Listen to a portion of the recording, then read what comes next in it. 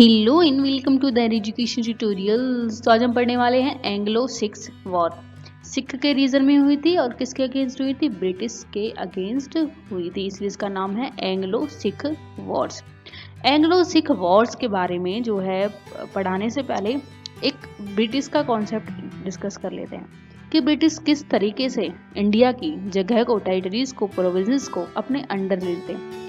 सबसे पहले उनका जो पहला तरीका होता था वो क्या करते थे? वो वॉर स्टार्ट करते थे।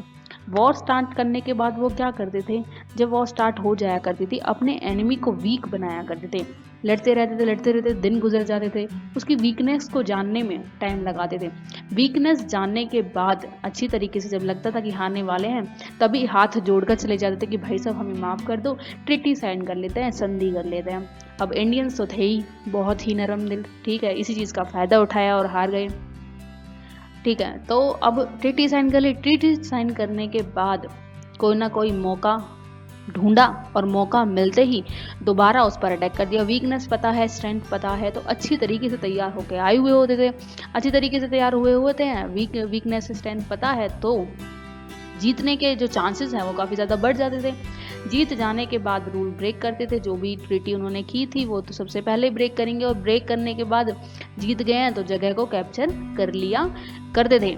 ठीक है, ये उनका कॉन्सेप्ट था और यही उन्होंने मराठा वॉर्स में किया है। मराठा वॉर्स में तो उन्होंने जो है मराठास को काफ़ी ज़्यादा परेशान किया था और हर ट्रीटी में उनकी जगह कैप्चर कर ली थी।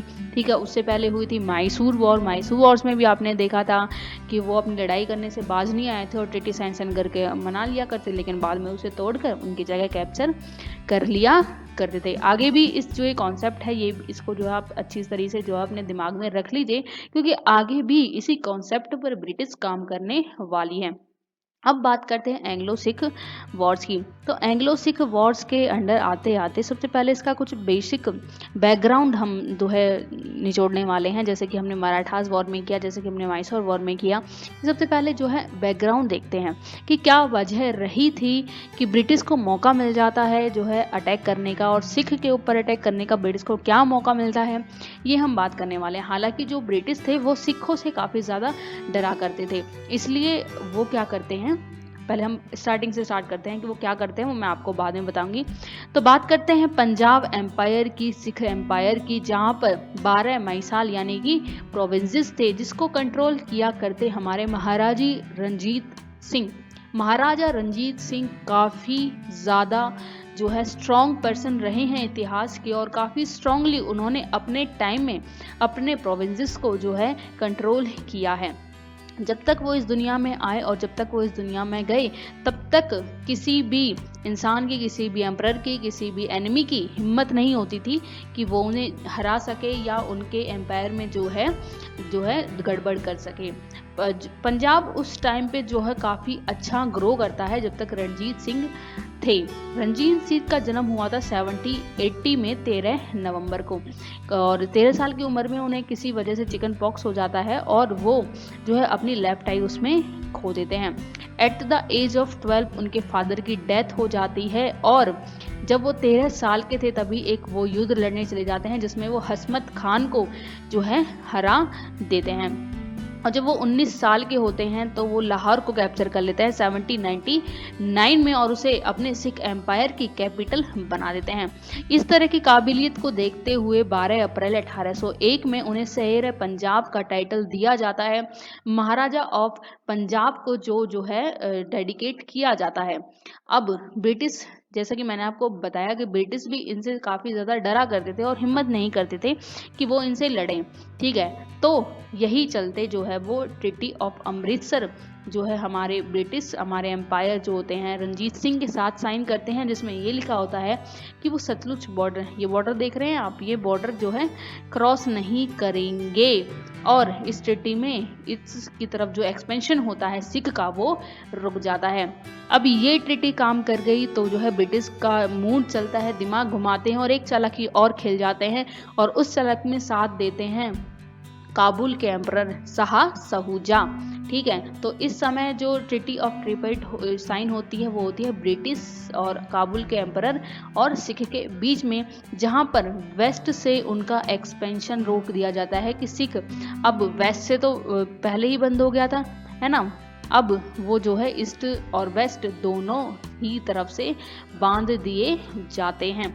उसके बाद जब तक वो जिंदा रहे, यानी कि 1839 तक कोई लड़ाई नहीं हुई थी ब्रिटिश के बीच उनकी, लेकिन जब उनकी डेथ हो जाती है तो उनका एम्पायर वीक पड़ जाता है। कोई भी ऐसा बंदा उस समय नहीं होता है जो इन 12 माइसाइल्स को जो है कंट्रोल कर सके या इनको अच्छे तरीके से चला सके, और इसी चीज़ का नुकसान उनको बनना पड़ता है।